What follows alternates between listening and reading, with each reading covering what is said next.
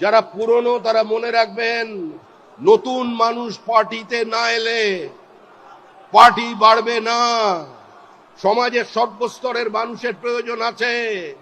কুমোরটুলি থেকে অর্ডার দিয়ে আমরা মানুষ তৈরি করে নিয়ে আসতে পারবো না।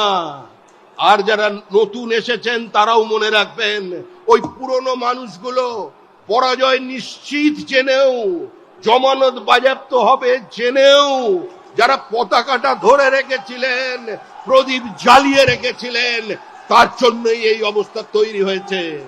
কোনো নতুন নেই, কোনো পুরনো নেই। যার হাতে বিজেপির পতাকা সেই বিজেপি, যে সক্রিয় সেই বিজেপি। কে কমিটিতে আছেন, কে কমিটিতে নেই, বড় কথা নয়। আপনার পাড়ায় আপনি প্রাসঙ্গিক কিনা, আপনার বুথে আপনি উপস্থিত কিনা, মানুষ আপনাকে চেনে কিনা, আপনার এলাকার মানুষ আপনাকে বিজেপি বলে পরিচয় দেয় কিনা, আজকে সেটাই বড় প্রধান প্রশ্ন।